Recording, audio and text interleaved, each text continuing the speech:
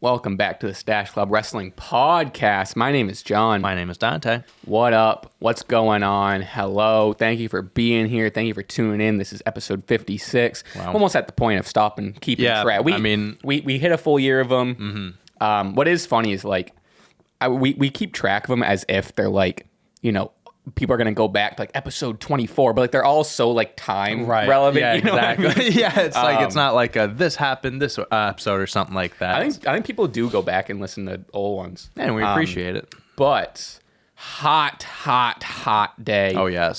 Cold outside, though. Hot in the apartment. Hot in the apartment. Holiday season is approaching. And speaking of that, let us get some plugs off the top here. First and foremost, we are doing one last little 20% off of Sweep City merch for the holidays.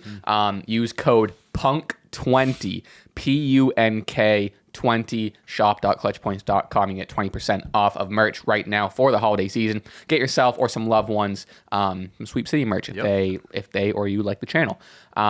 Second order of business, the Stache Awards, the second annual. Second one. Stache Awards are fast approaching, and voting for fan voting is now open. Dante and I are going to have our own sort of, votes or whatever. Of course. But then we're going to have a third kind of award, if you want to say. The link for that will be in the description. So far, 841 people have answered. And this is the first time we've even talked about it. We put it on Twitter and Instagram. Some of the categories. Yep. I won't read the nominees. Yep. Some of the categories, top to bottom. Well, it's not going to make sense. I'll go top to bottom. Men's Wrestler of the Year. Of course. Women's Wrestler of the Year. Yep. Match of the Year. Promotion of the Year. Tag Team of the Year. It's a good one. TV Show of the Year. Wrestling Event of the Year. I mean, pay-per-views, PLEs, whatever. Sure. Most Improved Wrestler. Oh, that's good. Best Overall Talker. Most Memorable / Favorite Spot of the Year. Like it. Favorite not in a match moment of the year. So not a spot, but a moment. Sure. I'll tell you one. I won't say it, but there's one that is leading the charge. I can imagine. One moment that is leading the votes. Imagine. Best SCW video of the year. Oh. Most underrated / underutilized wrestler of 2023.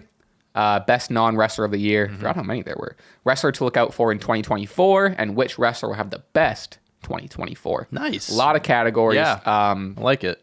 We haven't fully. It's either going to be next week's episode or the week after on the 28th. Right. One of those two. So link in description if you want to vote on that. It's really interesting to see a lot of people's responses. There's some unexpected choices, unexpected leaders currently. Everyone has an opinion. That's for damn sure. Wrestling is subjective. Everyone has their favorites and all that. So it definitely will be interesting seeing how the votes kind of carry out. And also follow us on Twitter and Instagram while you check out the poll. And objectively, we're going to decide who's right with the awards. And we decide who wins the awards at the end of the day. So we have kind of a jam-packed day. We're on a little bit of a time constraint. But sorry, I got a text that distracted me. I can only do one thing at a time. It's the only thing I want to talk about today. We're kind of going out of order. We're jumping all over the place today. It's the only thing I want to talk about. CM Punk and Seth Rollins. They finally did it. What are you, crazy? I mean, you want to talk about wow, just a late entry into promo battle of the year, back and forth. It was perfect. It was near perfect. Let me set the stage. Go ahead. And we'll kind of go through it by beat. So, CM Punk, he's here to make his decision whether he's going to Raw or SmackDown or NXT for some reason. To mentor the youth. You got to keep him in mind. He talks about how he hasn't that much luck in. He talks about how he hasn't had that much luck in Cleveland. He talks about how he debuted in WWE before being sent back down to OVW. Cleveland is where he walked out of WWE. And I thought this was crazy. Not crazy in a bad way. He apologized to the fans for walking out.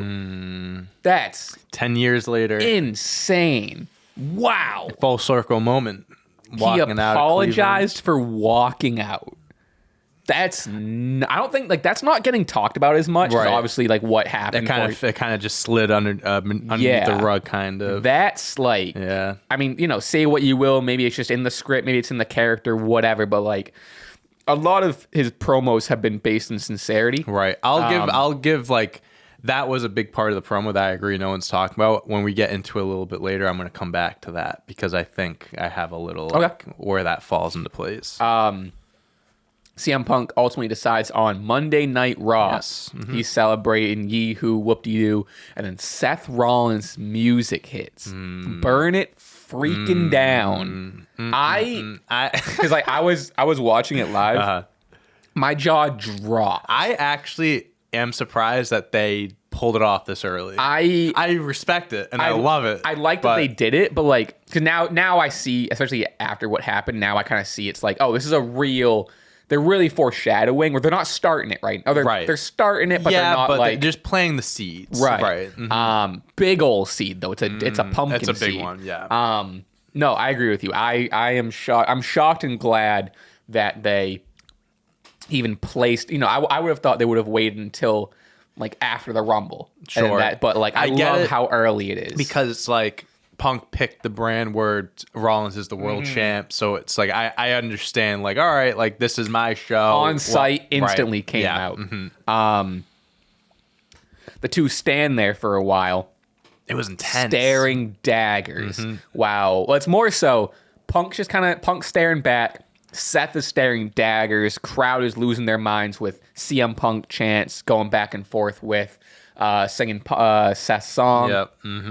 Really, really crazy. Almost reminiscent of Rock and Hogan at whatever WrestleMania that was. Yeah. They're kind of just like staring at each other, but less broken focus. I didn't think Seth was going to talk. I thought it was going to be like a little stare down and then just like maybe one or two words. I didn't think we were they getting kind of like talk without the mic or something like that, and then Punk walks out or whatever. And even larger tease of just I really didn't expect to get what might be the promo of the year. Seth grabs the mic, says, "Welcome to Monday Night Rollins." Blah blah blah. Gets right in his face too. Gets right in his face. You could tell. You could tell Rollins loved this too. I bet he's like he really wanted to get like say all this shit and stuff like that. I think is obviously we'll get into it, but before we even talk about it, like it's the best I've ever heard Seth. I think it's some of his best work. It's his best promo, sure. I think by like a mile. It's up there. Sure. I think it's really really good. So Seth starts talking. And he says, You left and you did this. How dare you call this place your home after everything you've said about it and how you wanted it and how you wanted to and how you were actively trying to tear it down. Yeah, he was like, he's like, welcome back, like blah, blah, blah. God. But he goes, do me one thing. Do not call this place your home. Intense. Because like there's truth behind everything that he said. Like he's not like just bullshit and like that's legit stuff. Like when Punk left in 2013, Seth Rollins he became like that heel like solo guy mid 2014. Sure. So it correlates. He said this whole time I've been here, the fans have been here, everyone in the back has been here. He said this is not your home, this is my home. Yep. This very reminiscent of so hold on. So go ahead. I absolutely want to talk about that, but before this almost makes is like I've been maybe not critical is the word, but I haven't been hyping up Punk's first two promos. His third promo on SmackDown blows both those out of the water. But I think it's fair to look at them both ways. As of those first two promos, you look at them, and I even said this. It's not like I'm backpedaling here. I think it's important to look at those as standalone promos because that's what they are. At the end of the day, they're standalone promos. But also, I think we definitely made note of it. Of like maybe they're not the best promos, like in and of itself, but it's the long game, right? You know what I mean? So 100%. like you can be critical of them in the moment, but also you can also have an understanding at the same time of like. It's for a bigger picture. It can't be an A+ because in 5 weeks we're getting the A+. Yeah, exactly. Because his first promo back, him planting the seed saying like, I'm home or this is my home or whatever. Right. And for Seth, whatever it was, 2 or 3 weeks later to come back and just be like, throw it right back in his face. Yep. Oh, yeah. I mean, It shows how well. Like, I'm still not the biggest fan of those first two promos, but it shows how well they were crafted to like play to lead stuff. up to this. Right. And this feud, this rivalry, fair enough to say this is going to go into Mania. It could extend well past Mania. So this genuinely could be like a near year-long rivalry and extended. You know, that's what the potential of this could be. So we definitely have to like play it slow and like can't throw everything out at once. You gotta have to build up to it and add on. Seth says, I will do everything in my power to protect it, being WWE, from people like you. Yep. And this is kind of what you were alluding to. A lot of people are comparing this to the infamous Hangman Adam Page promo, where Page told Punk that he is not only defending the world title against Punk, but he's defending AEW from you. It was very, very similar to it. That reminded me. Are you a Harry Potter guy? I've been watching. I've seen your reviews on Letterboxd. Yeah. Not Ron, not Harry. You. Not Hermione, not me. You. I've seen them all before, but I'm like on a rewatch because I've never seen them all as an adult. Sure. And which one are you on now?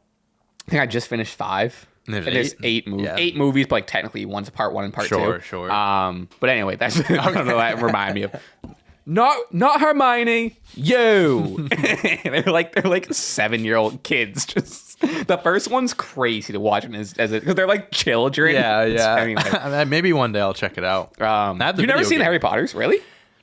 Wow, not one. I have watched like most of the first one. But I never finished it, and I never was interested enough to watch. That's the other wild to ones. me. Yeah. Wow, maybe one day. Hey, Anyway, I will do everything in my power to protect it from you. A lot of people. Holy shit, Jenny. That's Forrest Gump. That's Forrest Gump. You sound like Forrest Gump. No, I'm trying to be. I guess I don't have a good British accent. Anyways, wrestling. So a lot of people are compared to Hangman and Page. Blah blah blah.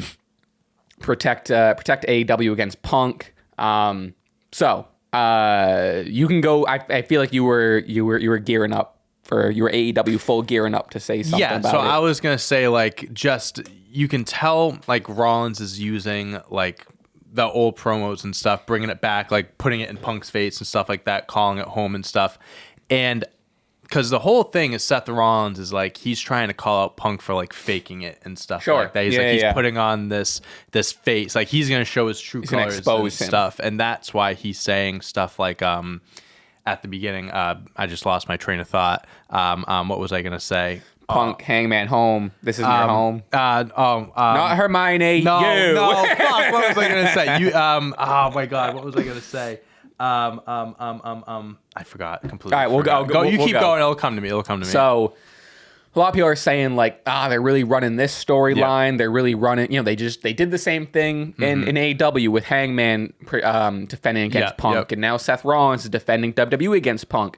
I think people are just trying to compare and contrast which I get it. Not a super big deal to me. Yep. My opinion on it is, if anything, I think it's a good thing. I think it helps. Yep. Because you already had that story of, you know, and obviously it's, you know, AEW barely exists to WWE. Sure, they do wink wink toward them, whatever. But in terms of the storylines and wrestlers' histories, it doesn't really exist. Sure. But to like a fan and kind of like if you know sort of thing, I think having that Hangman and Punk story where Hangman was, you know, I'm going to defend it from you, and you're a cancer to the locker room, and and then Punk ultimately beating Hangman, and then ultimately being kind of a detriment to the company. So Hangman didn't really succeed, and blah blah. Now everything happened. We all know what happened with, you know, Punk and AEW and the whole Jack Perry situation, the backstage stuff, and blah blah. Punk getting fired again. Now I think it almost makes this a bigger story and helps Seth, because now the story of Punk coming in and like ruining the workplace, right? There's 2 examples of it, yeah. And so now it's like, and here's the third try. Now the story is Punk's in the company. I like that Punk is being treated as like you're dangerous, and people even Drew McIntyre is playing that same story right now. So I like that I like that they're actively running with the like Punk is dangerous. He might not be good for the locker room. You have to keep him on a short leash or whatever. And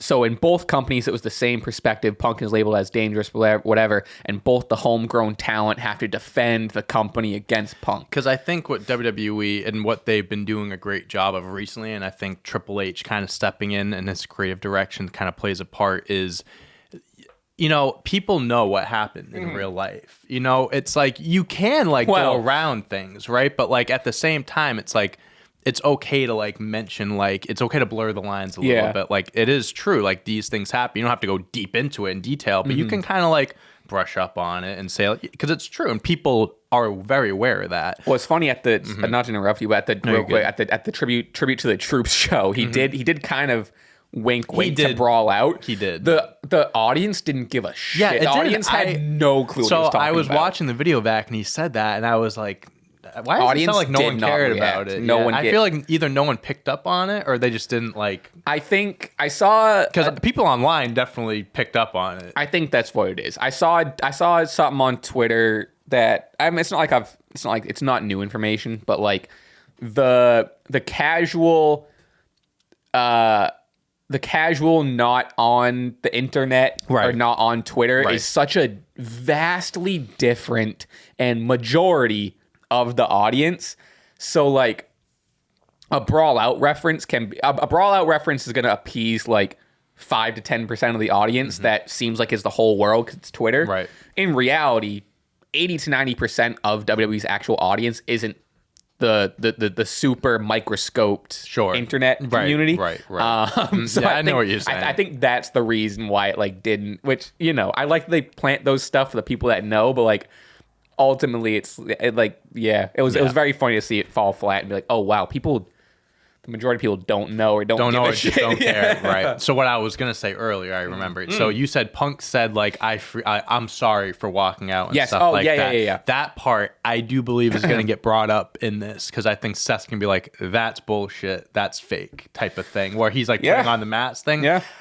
Because I do think like this is me also looking long term and stuff like that. I do believe that is going to get twisted on him type of thing, and I think that he will eventually go back on and stuff. Like, I left because of you guys. Like, I think that will eventually come back out. It's like this. It's the same reason why they planted the "I'm home," and that's what him saying that. I was like, I think he said that for a reason. Yeah. I don't think, like, maybe right now we're going to brush over it, but I do think, like we said, each promo we're going to pick things apart. Yeah. I think that's going to be picked apart a little bit. He's almost being too... He's being too nice. He's being too much of a good guy. He's being too, like, I love you guys. Where it's like, it's almost so over the top. He's like, we have a decision to make. Which brand are we going to and stuff? And it's like, I get it. He's trying to really be warm with the crowd, get them on his side, and then that's where... So Seth comes in and I'm with you. I think it is going to be an exposed thing where it's going to be like, you know, you don't give a fuck about them and you're phony and da-da-da. Because like the past 3 promos we've seen have been these like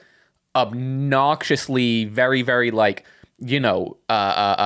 sugar rush fucking, happy-go-lucky promos that like isn't Punk necessarily. 100%, yeah. Which I think you nailed it on the head, where it's like that's on purpose. It's not. I don't think it's them trying to be like, here's Punk again. He's a super baby face. I think you're right, where it's they're building this Punk up to be torn down by Seth. And if we're looking at like long term here, it's like Seth could turn this into like where he starts to go crazy, and he turns into the heel because he's just like really trying to get the best of Punk and trying to prove people that he's this guy, and Punk's like, no, I'm not, blah blah blah, and Punk's still the baby face. Then eventually, because right now you do have the 2 baby faces, so exactly, like, and then eventually that turns where CM Punk turns heel, and Seth is like, I told you so, and stuff like that's a long term telling. I think with Punk being there now, I think this Rollins and CM Punk story has the potential to be. I'm not saying it will be. The potential to be. Besides the bloodline, this could be one of the best stories, rivalry feuds that they have had in a very long time. Oh, yeah. Because of just the genuine, real, like, there's realness to this. Yeah. Like, whether or not, like, obviously they're working together. Right. They're professional enough to put business and ahead of personal feelings, right? Things that AEW couldn't do. Besides the point, they have a chance to take this and like turn. What was it? Wait, what AEW did? What I'm saying like CM Punk and Omega, and like they wouldn't like work together because they didn't like each other. I wasn't gonna say it, but at least one of these people in the feud has a history of being professional. That's true. So hey, listen. Anyway, it wasn't. Besides the point. So, but they have a chance to like turn this like real situation, whatever, and turn it into a beautiful wrestling story that will be remembered for a long time. This next line, let me be perfectly clear. Blah blah blah blah blah blah. I hate you. It's like it's that was my favorite. It's simple. I hate you. It's so simple. It's so simple. He hates him, yeah. But the way he sold it and the way he built up and delivered it was perfect. I hate you. He's like every fiber. It was being. It was like, what is he gonna say? I hate you. Straight face. Loved it. Loved it. There was something else I had before he there's a little bit more of it, but there was something else I had. I hate you. It was crazy. And then Punk was just like, I think after that, it was really just Punk announcing. Punk declares himself for the Rumble, and he kind of says like, "Hey, I'm gonna win the Rumble, and maybe Seth, like, it's you I'll be coming for, and blah blah." That's what I was gonna say. Some talk about what does it say. Because, it seems like it's pretty written in stone. This is leading to Seth and Punk at Mania. But, and like you said, maybe it extends past Mania, sure. But what does it say if Punk beats Seth? And then, like, that means Seth Rollins didn't successfully defend the company. Neither did Hangman and AEW. So Punk is just really coming in, and AEW, breaks through, gets the title, blah, blah, and, leaves a mess behind him as he goes. In WWE, they're running a similar story, but now the stakes are even higher because he's done it one or two times, and now Seth is like, no, you're not doing it to WWE. Yeah. And then if Punk just beats him, then it's like he's got the belt. It's not a great look for Seth. Yeah. But and it also would be the second time because when Cody came back, Seth lost to Cody his first match back too. So it's like former WWE guys who went to AEW coming back for the first time. Yeah, it definitely seems to be.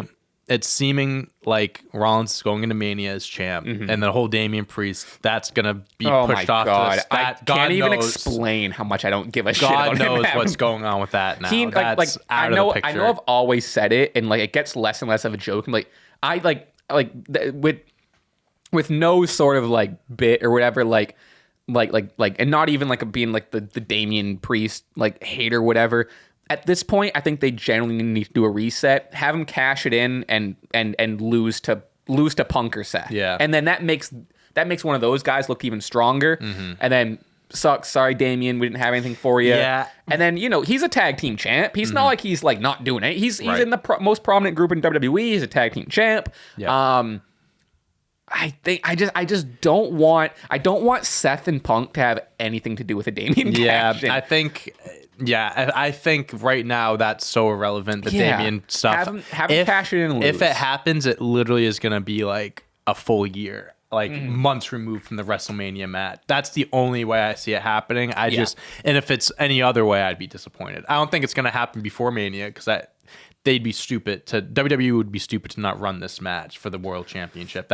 You're printing out money at that point. I don't know. Damian versus Punk. I mean, you want to talk about printing out money, Damian and Punk. But yeah, I would be very interested to see the route that they go there and who would walk out of that match. Because now, like you said, Punk winning, now he's gone to AEW, came back to WWE, got the match, got everything he wanted, the WrestleMania main event, because it probably would be night one main event, wins the belt.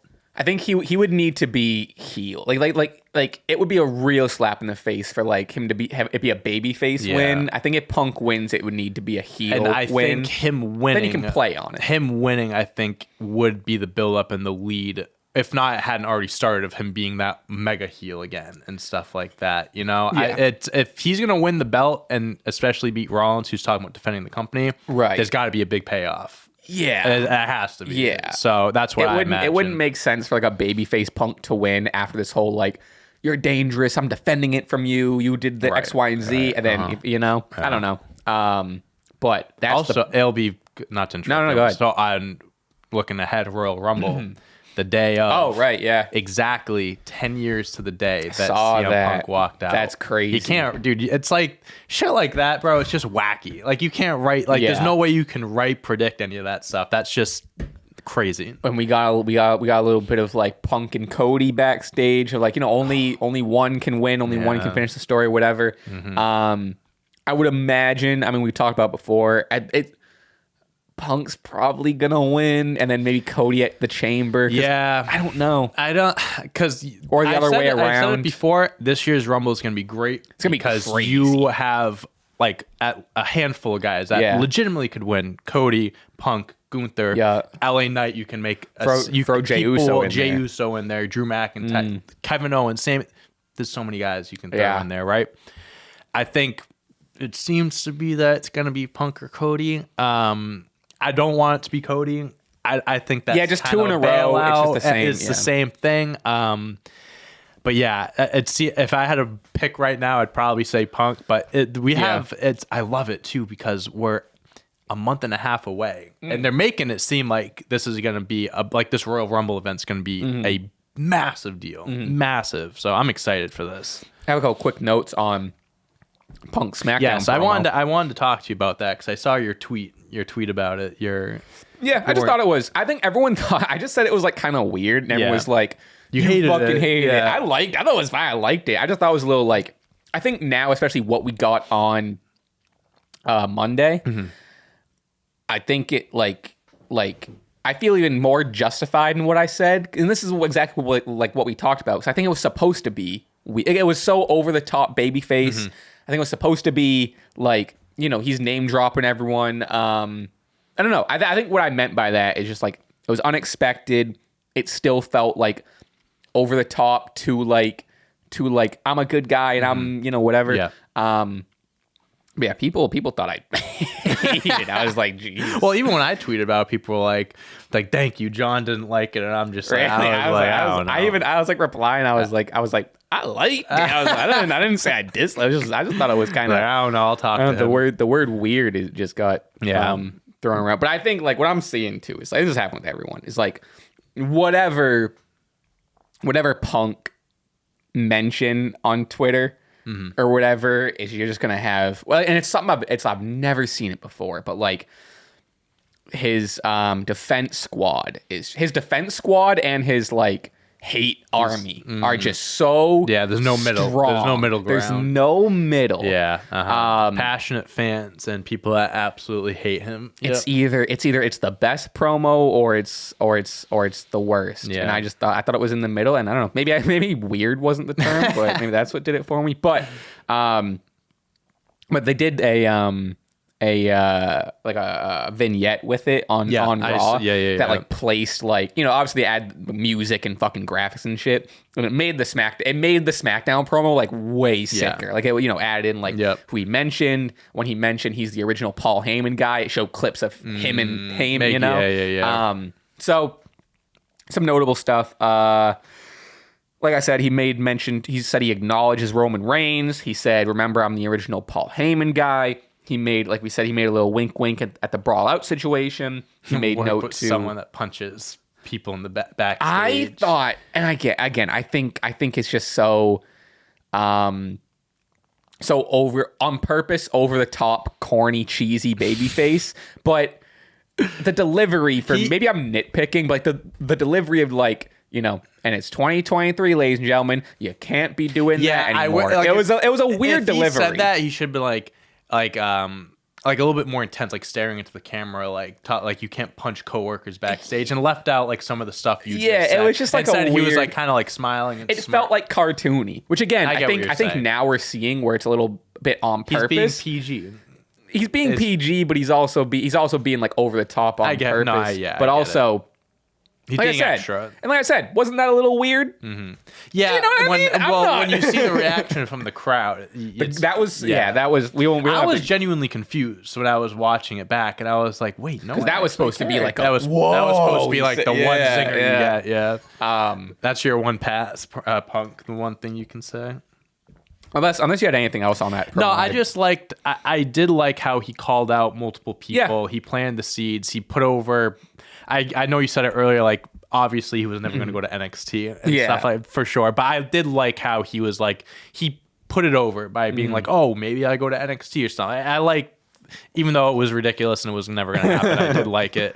And also just like throughout the show, like the backstage, like he bumped into LA Knight and Randy, Cody. Him and Kofi were so good. You're making me crazy. I don't do that anymore. I don't do that anymore. It's like, I don't do that. Well, it's perfect. It's like when Punk was there still, he was. And then now he obviously does New Day stuff. And what do you see? He said, I've heard a lot about you to Chad Gable and a Ricochet. He said, I heard you're bad at video games. Yeah. That was funny too. I like those interactions. Kevin Owens. Kevin Owens. I think they took advantage, of Punk being there, which is good. Like he's not going to be in any matches, which he doesn't have to be. Give him his ring time, then those little backstage. It's perfect. I like the. I don't love the design of the T-shirt, but I like they're running with like the hell is frozen over or whatever. Like I think that's fun. Oh, do we even? Yeet's back. Yeah, I did have it right there. I was like, we didn't even. I feel like that. I knew I wrote. Okay, that's a big thing. Yeah, we'll get to it. I knew I had it written down somewhere. But that was all I have to say about SmackDown. We do have, if you'll indulge me, we do have a little NXT deadline to talk about. Yes, we do. I did go back and watched. The Iron Survivor challenges. I thought they were really fun. I had it on. I caught the replay. Yep. These are the two matches I really just pay attention to, and I'm not to say the other matches weren't.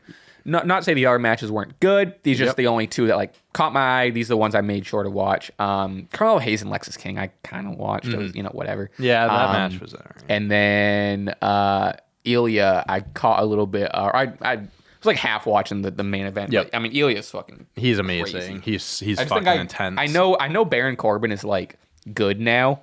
You're not. No one's gonna get me to care about him. So I think it sucks because I think he's a great worker. I think he's a great wrestler, but I think he's just so far gone of he's gone through so many different character changes and kudos to him for staying relevant and all that stuff. But I can't be sold on him anymore. He's just at this not. point. I think he's a good he was a good challenger and they had a great match and stuff. But I don't know. I can't be sold on him. Starting out with the Women's Iron Survivor Challenge. First of all, the challenge in general, cool concept. Yes. I was curious how it was going to go. I liked the idea of it's a multi-man Iron Man match. It's the point system. Yeah, you're scoring pinfalls and you try to get the most points by the time limit. Once you get pinned, it's whatever it is, a minute and a half or whatever in the penalty box. But it was interesting. I thought they were able to get really creative with it.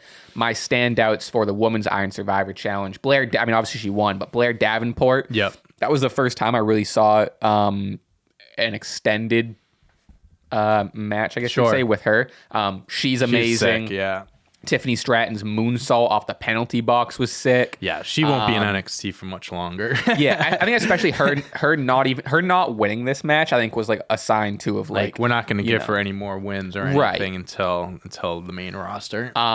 Cora Jade returns, takes out Lyra Valkyria. I was practicing saying that name a lot last night.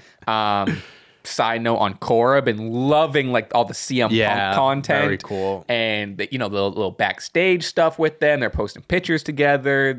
Someone brought up the video of them meeting. Yep. Mm-hmm. Really, really cool stuff. She's sick. Overall, I'm hyped cool. I'm hyped she's back. And then we're getting Lyra Valkyria versus Blair Davenport at New Year's Evil. Yep, a few weeks. But yeah, ultimately sick. I think I can't tell you which one I like better. I think people are leaning that the women's was a little better. That maybe the men's was men's.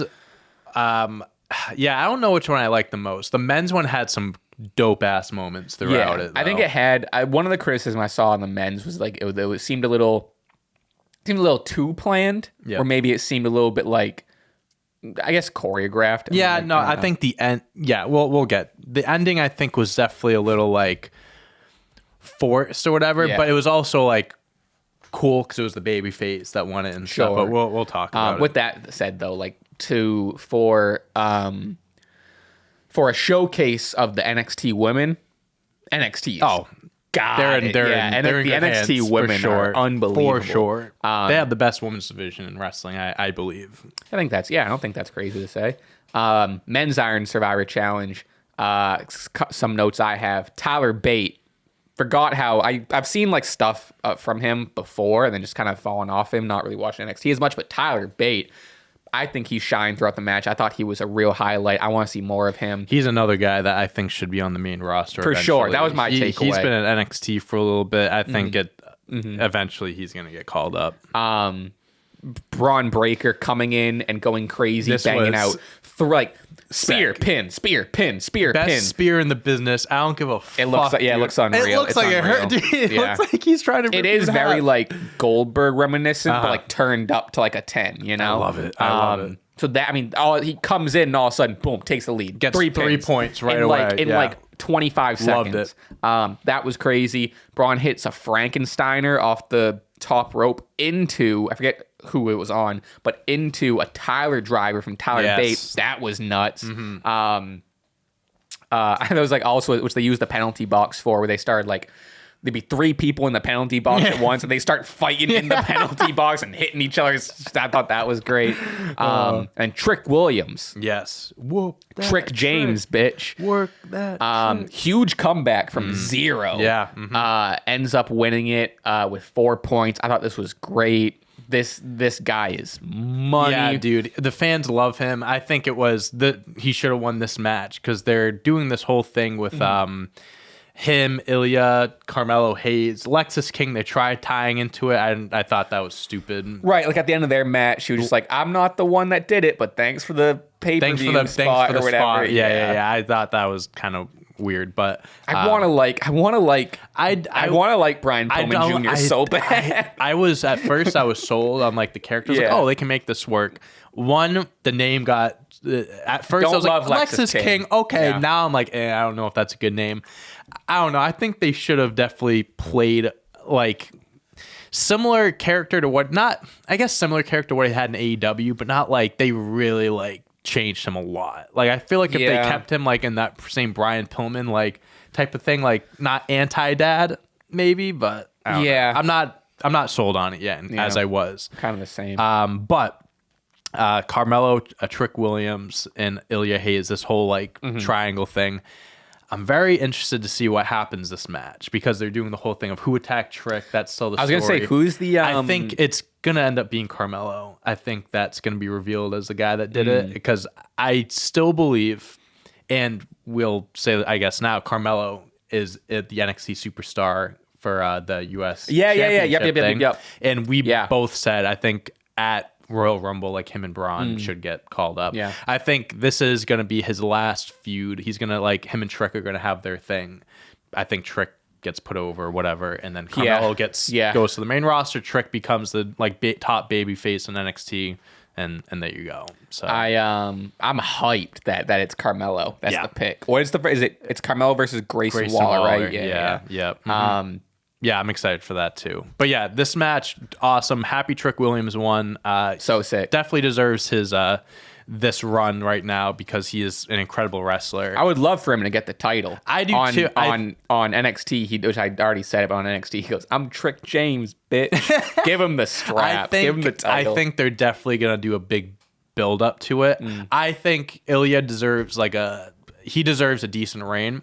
I can see them doing it I know I'm really looking ahead here, but like they do like the WrestleMania weekend or something like that. Like give him that big moment or something. But yeah, I'm excited for Trick Williams' future. They're pulling the trigger on him, and I'm very happy about that. What's the NXT WrestleMania? What's like the PLE? Do they have what's that called? I don't. Or do they even have one? They usually have one WrestleMania weekend. Let's see. I don't know what the NXT takeover that's 2023. No, they did not have. They don't. Oh, Stand Deliver. Okay, gotcha. Yeah, I think that's Stand Deliver is April 6th. Oh yes. Oh, they did this day. last year. It was like in the afternoon.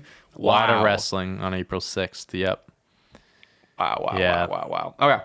Yeah, but anyways. Oh yeah, I forgot Backlash was in France. Yeah, they got a lot of international pay-per-views. And Bash in Berlin. Yeah. Wowie. That's Okay. hype. Yeah, unless you had any more on NXT. Those were like the two matches. Yeah, I know NXT was last night too. And so Dragon Lee, NXT North American champ. Right, beat Dom. Yep, I'm honestly shocked. I was very surprised that they did that. Yeah, because he took the spot of Wesley, right? So and Dragon Lee's kind of like on SmackDown now. So now the belt's still going to be on the main roster and NXT. So I can assume that means that Wesley was probably going to get the title if Dragon Lee won. Right, yeah. I'm not mad at them taking it off because Dom is way more in the main roster than Dragon Lee is. Sure, I guess you can argue. Dragon Lee is 1 foot in NXT, 1 foot on the main roster. And I guess so didn't Dom, but there's stuff on SmackDown that happened or Raw, whatever it was. Yeah. Of like, he lost the title and no one from Judgment Day was there and Mommy's upset and blah blah blah. So yeah, but I like Dragon Lee. Shout out Dragon Lee. Yeah, shout out Dragon Lee. Oh, this is super unrelated, but it reminded me of it. WWE did like a I think they hired a new TikTok person. Yeah. Where there's like now they're doing like a bunch. In like the NBA, you'll see like they do like content where they'll ask like the players like, what's your Spotify rap? Yeah. Or they just do like very like Lumberland-esque games with like the locker rooms. Yeah. Mm-hmm. WWE is starting to do that now, and they put out a what's your Spotify rap with a bunch of superstars. LA Knights was Jay-Z. Joaquin Wilde was Chief Keef, which is like that's my LWO go. Are you crazy? The bitches love Sosa, man. I think Dragon Lee's was Adele. Oh, nothing gets you more hyped up for a match than some Adele. Zelina was like Nicki Minaj, Nicki the Boss, Queens. I think they're both from Queens. Shout out Barbs. Yeah, I forget who else. I thought that was a little funny thing. This is a while. Well, I don't even want to talk about it. Never mind. Yeet is back. That person who had Yeet just made a lot of money. I am curious. Whoever it was got a bag. Well, we know who it was. It was the person we looked up. Yeah, I forget whatever their name was. Yeah. But I'm curious. I hope it comes out what the deal was. I want to know. I would love to know the price tag. 'Cause I'm curious if. Well, he had the copyright. I don't know. I'm just curious about everything. Copyright, but like WWE is so powerful. You know what I mean? So I wonder how much like leverage this person actually had. Yeah. Like I'm curious if it was actually a buyout or if it was a lawsuit. Yeah, I don't know. I'm just looking at something real quick. Yeah, as soon as I saw it, I tweeted. I was like, I don't know what it was, but this person just made a whole lot of money. That's for fuck sure. Or like a little bit. Yeah, I don't know. But they definitely made something. That's for sure. So Thank I know God. it was funny. I think we put out a short or whatever about it. And a majority of the comments were like, "Thank God, I hated really." Yeet. So I was like, I thought that was unexpected. So those people aren't going to be very happy. Well, tough titties. That Yeet is back. Okay. Where do we go from here? We got some stuff on Raw. Yes, we do. I'll be honest, that was kind of that was like the stuff I was so excited to talk about. And now it's just like the regular stuff. And Raw. Drew McIntyre and Jey Uso. Drew McIntyre defeats Jey Uso, excuse me. Raw is going through this thing where they are starting shows out with 20 to 30 minute bangers. Love it. It's great. Perfect. A lot of people were hoping for Jey Uso to win, me included. I think it would have been nice, but it makes sense. Still a good match. Drew with the heel win. Thumb to the eye, ends up hitting Jey with a Claymore. 1, 2, 3, bada boom, see ya. Makes sense. Not much more you can say about it, but I'm glad. I don't know. I also would have liked to see a Jey win, but it is what it is. Yeah. I don't know. Drew got his, as I say, comeuppance on Jey, I guess. Bronson Reed defeats Ivar. Two big boys. Yeah, it's something that I've been skipping over for the sake of time in past weeks, but it is worth noting that these guys are going crazy. Yeah, they are. Two big meaty men matches. This was a great one. Nice change of pace from what we usually see. My favorite part is they won off a superplex. Yes. Bronson Reed got the W. Ivar, I think, in the running for a Stache for most underrated. For sure. definitely. I think I saw his Definitely name should get somewhere a few in there. votes. But yeah, so solid match. Can't complain about just a Big E style match. Yeah, you know. you gotta love it. Just right in the middle, just in the middle of some matches, you gotta love it. Speaking of love it, Yes. KC2, Caden Carter and Katana Chance defeat Candice LeRae and Indy Hartwell. The match wasn't nothing to write home about, but it's more so I'm just happy they got another W. I believe the tag match is on Raw Next week. Yeah. Yes, this upcoming Monday. I hope they win. Hey, It's I mean, Chelsea and Piper, I love them. I love Chelsea. She's amazing. But they've had the belts for a while. yeah, I think they work well together character wise. They were both funny on commentary. What I'm nervous about is obviously over the past 2 or 3 weeks, the KCs have been getting their push, Yep. which is great. I think Chelsea Green is a great character and has really carried that title run for her team. I'm nervous that if the KCs get the titles, they're just going to be a little overlooked, kind of how it was before. Yeah, So I don't think... Because I think the whole thing with Chelsea and Piper having the belts now is it's like the characters that are really like carrying it, right? Like Chelsea is a great wrestler. She has great matches. And from Piper too. TNA, Piper too. They're both great. But I think just like their character work, their relationship is kind of what highlighted this run. With the KCs, it's their wrestling. Right. Is it gonna carry over where like the next, if they win, people aren't gonna overlook it because the wrestling's great, or is it gonna kind of get pushed under the radar because the character work isn't as strong? My hope is like they win it. I hope the match is good. Yeah. They win it.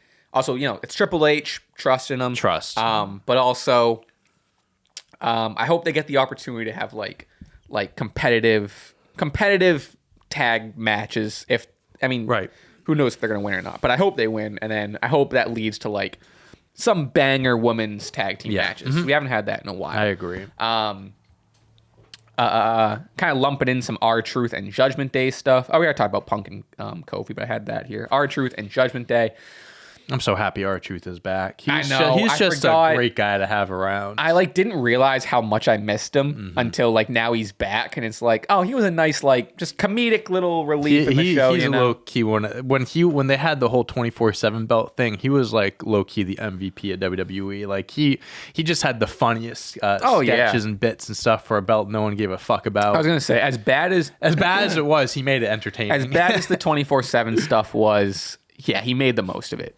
Which he does. I think he does with a lot of stuff. Yeah. Makes the most of it. But he comes in. He wants to decorate. He wants to decorate the locker room. It ends up being locked. Comes out to the ring, and he's which I was cracking up at this. He tells Dame, he's like, "We should make some changes. I have some suggestions." Whatever he says, he's like, "I think we should kick JD out." No one likes him. Finn and Damian legit broke character a little bit. They weren't expecting it. It was great. Truth mentions not wanting to make mommy mad. Damian says everyone loves Truth, blah blah, takes him out, blah blah blah. Then we got some Punk and Kofi stuff, which was great. But a note on that: Adam Pearce did say he has an idea for those three men for the IC title. Curious what that's going to be. I don't know. Curious. It wasn't revealed.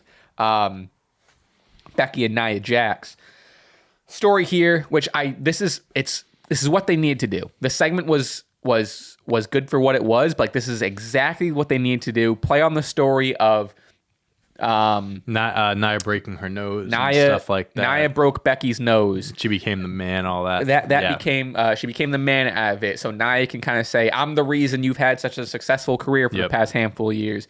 Becky leans on the you got fired and you're a dangerous worker.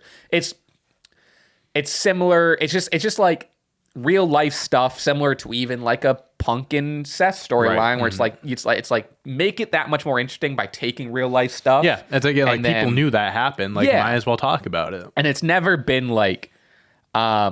it's never been addressed as much as it can be now of that moment, because that moment's one of my favorite moments in recent memory. And Becky was even bringing up talking about how she injures people, everyone that you step in the ring with, you hurt them, you send them to the hospital, even ending their careers and stuff. So there's a lot of I really do like it. If they were gonna do this feud, this is how they had to do it. 100%. Yeah. I was very relieved. Yeah. To see they were going with this. Cody Rhodes versus Shinsuke Nakamura. Yes. In what is absolutely not the last match. No. they had this really sick like anime inspired video depicting like Nakamura using the mitt. It's just like what they're doing Nakamura is just so good. I like that they're using like the vignettes and the animation and all of that. Really, really good. Solid first match. Not a, nothing to, nothing to write home all-timer. about. No. You can kind of tell they didn't go all out. I feel like they're going to have some stuff in the future because Nakamura uses the red mist on Cody to disqualify himself. So Cody ends up getting the W. Heel, Nakamura, missed. Going to lead to some rematches. I'd imagine it ends, I'd imagine either ends at or there's some stuff in the Rumble. Maybe there's some mist being used at the Rumble. I don't know. I was just thinking that because there's no PLEs, no events until Royal Rumble. And WWE's kind of like, I like it how they're like doing like some of these bigger matches, like tag team, like they're announcing tag team championship match, the World Heavyweight Championship match. Maybe there's going to be one show or like this could be a show they announce like maybe a week before the Royal Rumble. Like this is their blowout match. Yeah. So that in the Royal Rumble, they can still have their moments. But yeah, they'll definitely at least have one more match before the Rumble or maybe even at the Rumble. Maybe Cody pulls double duty or something. Creed brothers, for some reason. Yeah, I was very confused by this. I don't know. They saved someone else earlier in the night. I forget. Honestly, them and Cody kind of like it's fine. It makes sense. But it is so weird. As characters, it doesn't not make sense. And also like Cody's a babyface. They're the ultimate babyfaces in the tag division. Right. They save Cody. Shinsuke runs back in, takes out Cody to end the show. Maybe we'll get. No one's really on Shinsuke's side, so I imagine we'll get. Which I'll speak in tag. I'm aware I skipped over the DIY match, but like sake of time, there's other stuff to get. We're being picky and choosy these days on topics. It could just be Judgment Day. They could do Cody and Creed brothers versus Finn, Damian, and Shinsuke. Oh right, yeah, I guess that makes sense because then you have like the interlacing. Yeah. I guess. Not next week because I have the tag match. But. Yeah, next week is going to be Creed Brothers versus Judgment Day for the tag titles, and Chelsea Green and Piper Niven versus the KCs for the tag titles. Big tag team. Excited. I don't know. I don't know. What Creed Brothers losing or winning?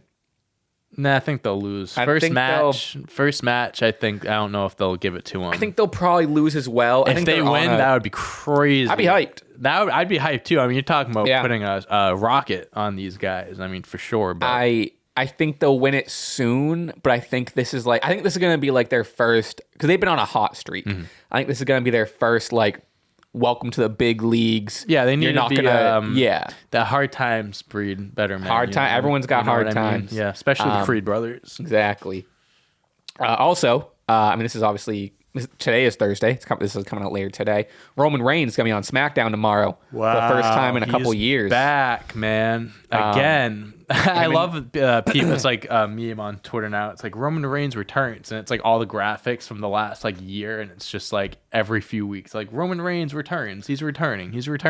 I'm curious. I don't know. I'm curious. Well, lots happened since the last time he was there. Orton came back. Punk came back. Yeah, I'd imagine a lot of. I imagine it's going to lean heavy on him and Jimmy. Orton.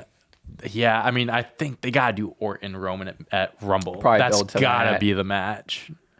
Has to be. I just kind of looked on Twitter. I just searched Roman Reigns on Twitter for some reason. I'm not really sure why. But yeah, I'm the thing has him and Solo. I don't know. Yeah, because Solo and Jimmy did lose last week to LA Knight, and LA Knight's still involved in this somehow. He's still in the mix. I guess. So I don't know, man.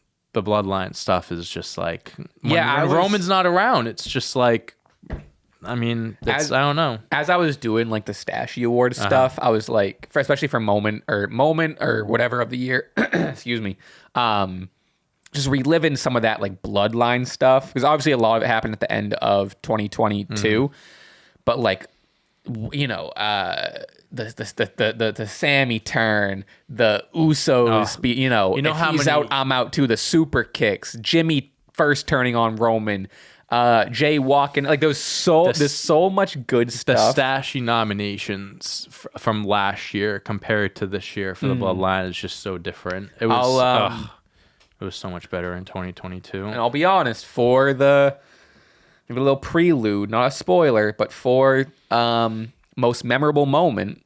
Obviously, there is most memorable slash no, this isn't it. Sorry, favorite not in a match moment of the year. There is an outlier. There is a leader. However, there was a huge story payoff that happened with the Bloodline this year. And I don't want to take credit away from all of this work for the Bloodline. So I'm just saying the obvious might not have my vote. Sure. The obvious thing that happened a couple weeks ago might not have my vote. Because I'm looking at the whole year. Yeah. And I want to give credit where credit's due. I'm not just going to let one thing overshadow. But it might happen. I haven't made up my mind yet. But we'll see. There is definitely a little bit of recency bias is a hard thing to like. Yeah. I'm saying this inwardly. I'm always guilty of recency bias. So, but that is for probably in 2 weeks. We got Dynamite. We got some Dynamite to round out the show. Solid show. A lot of great wrestling. I'm liking the Continental Classic more and more each week. Yeah, the matchups have been great. Yeah. When it first started, I've just been like, I don't know. I think I've just liked the story stuff so much more. Like I really liked, MJF and Cole and so sometimes it's hard for me to hook in to just like a tournament match where maybe there's not a whole lot of story, Sure. But I'm kind of leaning away from that now. And like as the week goes by and as we're kind of deeper into the tournament, I'm like, okay, this is as points are starting to add up. And I get it now. But Samoa Joe starts out. He basically explains like he's been helping MJF out these past couple of weeks with the devil stuff because he wants to protect his world title shot at World's End. Yep. If MJF is injured, MJF can't compete. He might not get a title shot. Right. So he's kind of helping him out. Logic. Yep. He points the finger at Hangman that he could be the devil. And there was a Hangman and Roddy Strong match. Yep. And it was whatever. Andre El Idolo defeats Brody King. Andre El Idolo also with CJ Perry now. Yes. This was great. I'm happy Andrade. I'm so happy Andre is on TV. Took him long enough. And also Brody King. Yeah, he's great too. He's one of these guys who like every time I see him, I'm like, yeah, he's like the best. You kind of like you never think of him immediately, but it's always like, oh yeah, Brody King is like count on him. He's so good. He's very so reliable. quick. Yeah.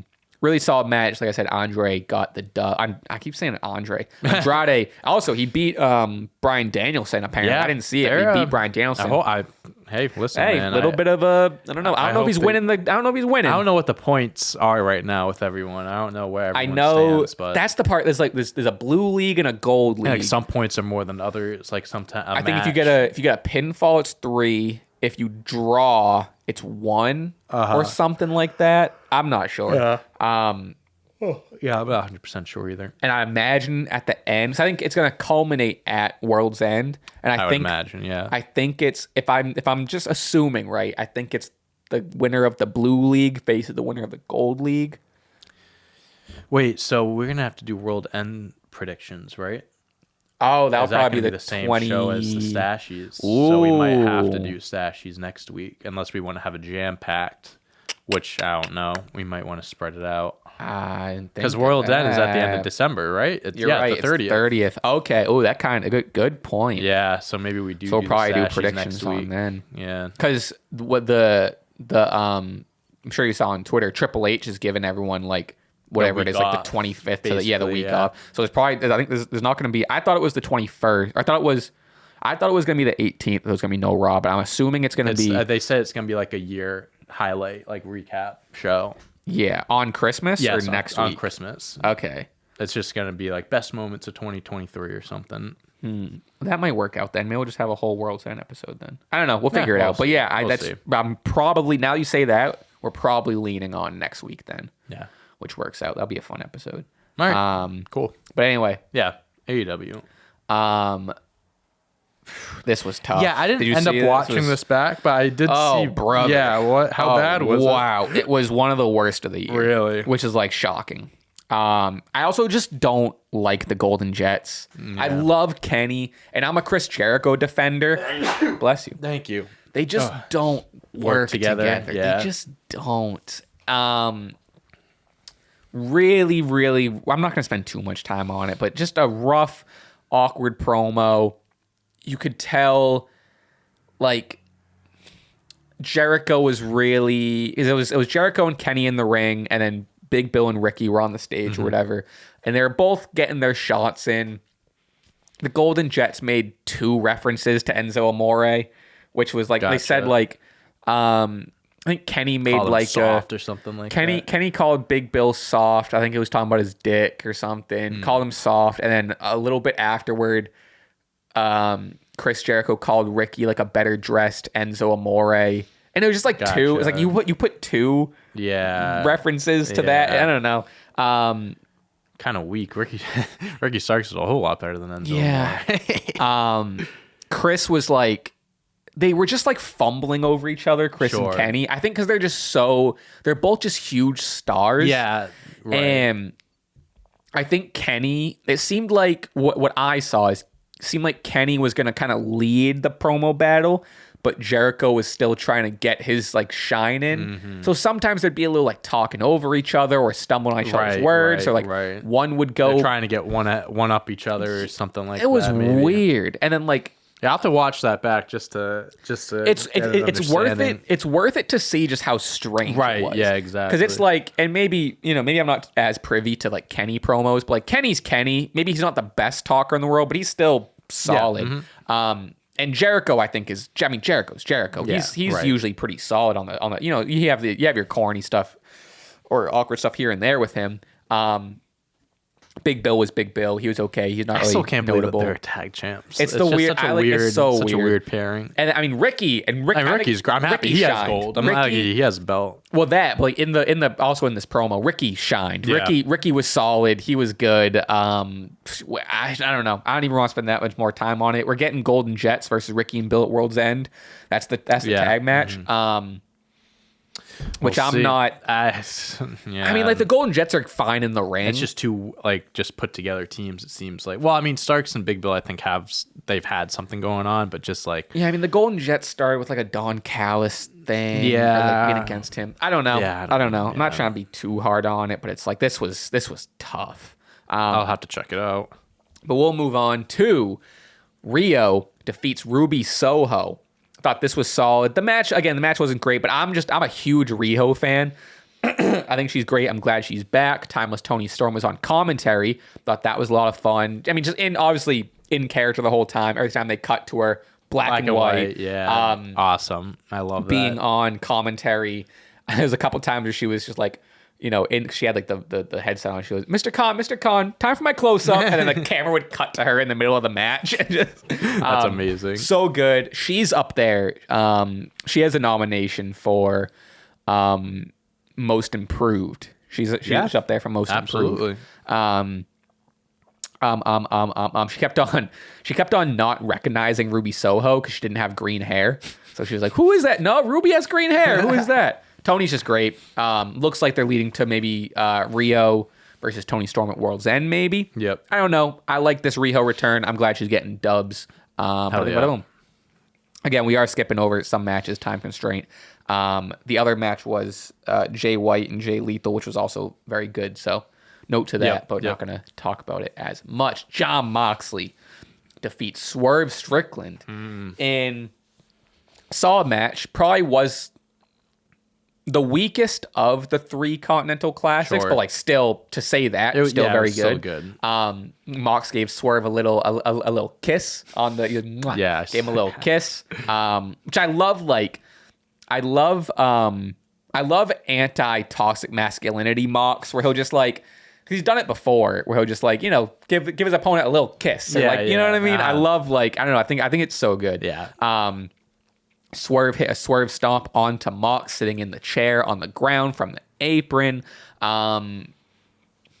Really, not that Swerve is a baby face, but like I like that he's like the hottest in the company. People are now. getting behind People him. are behind him, which is nice. People see what's going on. Mox ended up winning. I believe he takes the lead. I think he has like 10 points now. Okay. So I think he's in the lead overall, but especially in the gold league.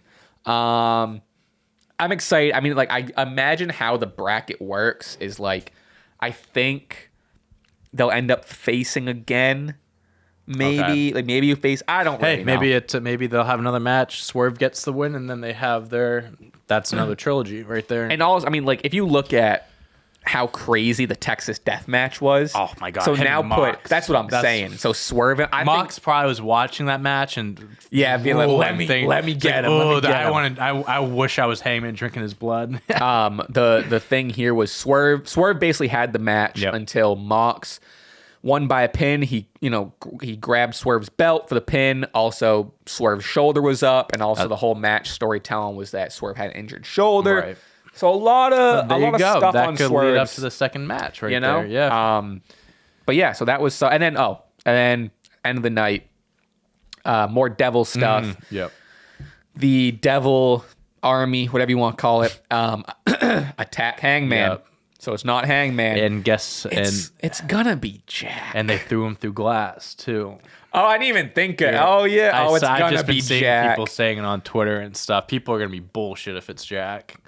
It's just so underwhelming if it is. Like, yeah, I get what they're trying to do. But I just don't think it's gonna work. I just don't know. I don't know. I like Jack.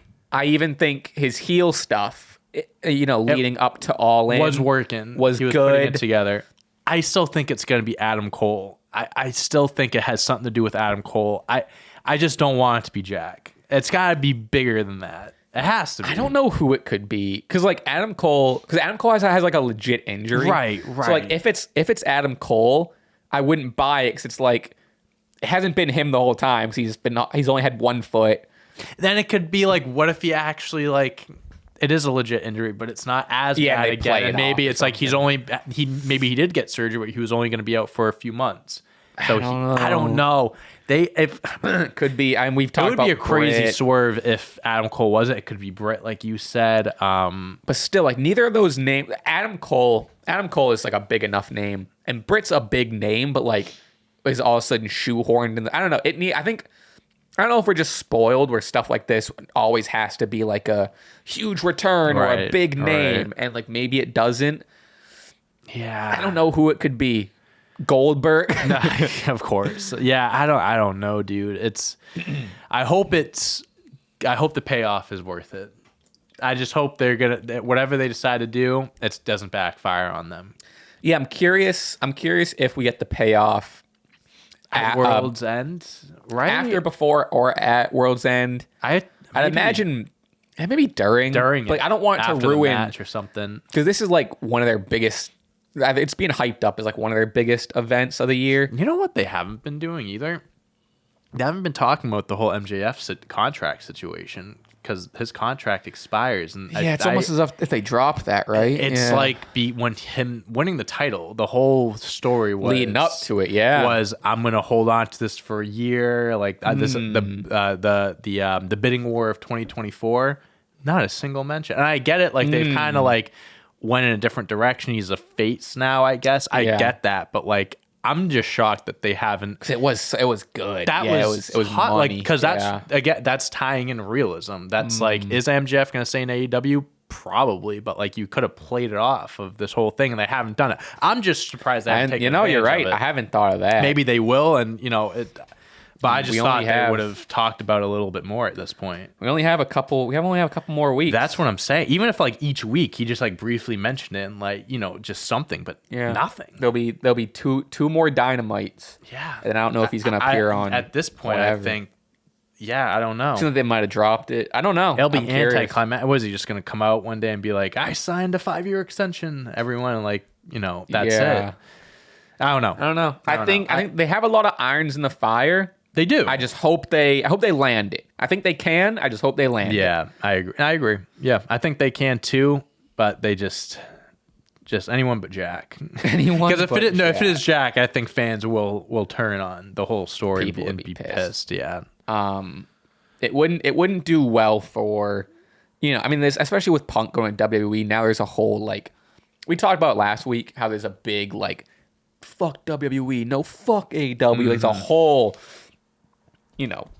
button heads, whatever. I saw a really good tweet. It was kind of echoed the sentiment I had last week of like, even if you're a WWE fan and you don't like AEW, rooting for AEW's downfall is the worst thing you can do. Yeah. It's whack in general, but it's also the worst thing you can do for WWE, because I wholeheartedly believe, I think this is fairly objective, but WWE is only as good as it is right now, because this is the best WWE has been in, I think you can argue, 20 years. Mm-hmm. Because they have competition. They have a little fire burning. Exactly. Yeah. This WWE is only as good as it is, and it's been as good in the past, whatever, because of AEW. Mm-hmm. You look at look at 2017 or 2016 to 19 or whatever. Like, I don't know. That just I saw a tweet of just like I get no. You can like what you like. You can dislike AEW. I don't give a shit. But to root for the downfall of the reason that the Bloodline story exists, and that I don't think Punk would have gone back to WWE if the whole AEW stuff happened. Yeah, he would have returned to wrestling. Exactly. Yeah, no, AEW is a big reason for a lot of things, like a lot of big events in wrestling the last 5 years since they've been in existence. And it's also just kind of like a bad look. Like, you're a fan of a company and it's like you're actively rooting for them. It's like, if you don't like it, don't watch it. And also, like, who cares? All these It's an option. People have options for wrestling now. Isn't that supposed to be fun? Like, we live in, like, this might be the best era of wrestling, period, because of the talent across bunch of, not just WWE, AEW, New Japan, Ring of, you can mention like TNA's TNA, back, like you can mention all these Kushida just things. signed with them. Did you really? Kushida just signed with TNA. I didn't even see that. It's like, this is such a great era because you have options and you have so many fantastic wrestlers across different promotions in different countries and stuff and different styles of wrestling. It's like, I don't know why people would like hate, like, or just be blind to like just focus on one company and hate everything else because they're not in this one company. Sure. It's like, I get it. You could have your favorite company. Like, if you like, I'm a WWE. I've always WWE has been around my childhood. Sure. I'll always favor WWE because that's what I grew up watching and stuff. I love AEW and I respect what they're doing. Just because I'm more of a WWE guy doesn't mean I'm gonna like actively like shit on AEW or like, oh, they're never gonna be as good. It's like, you can like one brand more. You don't have to hate another. And I've even said I think the lighthearted WWE versus AEW whatever night wars is like fun. Yeah, like this is the part where it's, and even like in a human perspective, it's like some of our favorite wrestlers are in AEW, and maybe they came from WWE, maybe they're AEW homegrown, but to actively root for, like, I mean, these people have jobs. Like, AEW's giving these people people the likes of Christian, Edge, the Hardys, young guys like MJF, Darby, Britt Baker, Jade Cargill got her start there. Jungle Boy, Jamie Jack Hayter, like all these people are getting opportunities that, like, because imagine if AEW didn't exist. I mean, how big AEW's roster is. Where would these people go? Where would you know what I mean? Be in catering in WWE, or just like anywhere else, not getting television time or getting notice like that. Yeah. But I think that just about does it. That's our show. Again, I want to remind everyone of a couple things. One, use code PUNK20. That's PUNK. Oh, who's calling me? On live phone call on the pod. Live phone call. Who is it? Hello, you're calling in to. Oh, it's my dad. I was gonna do a joke and all right, I'll call him back. Caller, you're on line one. Yeah, it's kind of what 20% off. Yep. Code PUNK20. Shop.clutchpoints.com. That'll be linked in the description. Stache Awards. The voting is out now. Again, link in description. It's a little under 900 people that have voted, but so it's going to be like a fan, a fan section of the awards along with Dante and I's picks. That's also link in description. And if you made it this far, you something Harry Potter related. Have you seen Harry Potter? Yeah. put it in the comments if you've seen it, your opinions on it, something Harry Potter or not Harry, yeah, not Hermione, you. yeah, or just put that, or just put or your that. favorite quote, whatever you want. Is that it? Let me double check. That's it. I don't think we're missing anything. Nothing broke. Nothing Oh, I wasn't even thinking news, but we can double check that. Make sure we're good. You never know. Show Wrestle Off. I was gonna They're say, putting out check like that every highlights time. of the year and stuff, and like they're putting out the like all the bloodline, like Sami Zayn and stuff. And it just takes me back, man. Takes me back. Yeah, I think we're we're good. Everyone is starting to do their like yearly awards thing. I'm seeing. So make sure you vote for ours. I mean, this isn't really we talked about, but the Punk Seth Rollins promo brought in 400,000 extra viewers. Wow. There was something that like his first day he like sold like $1 million or was it whatever, not? Where was 6 figures, 7 figures? I think it was 6 figures of merch. Okay, so less than $1 million, but still. Yeah, it's fucking crazy. All right. With that said, that's our show. We'll see you next week. Keep an eye out on all of our... Well, first of all, follow us on everything. It's all on the screen. Follow Stache Club on everything on Instagram and Twitter. We're going to post stuff about merch and keep an eye out for probably not a video on Christmas because Christmas is a Monday. Yeah. No one's going to watch our video. We're with family, you know? and, doing your thing. So enjoy the holidays. Yeah, so keep an eye out. We're trying to get ahead for the holidays, but like the week of might be a little strange. But all right, enough lollygagging. We gotta film some quizzes. Yes, we do. All right. Until next time. Till next Bye-bye. time. Boom. Peace.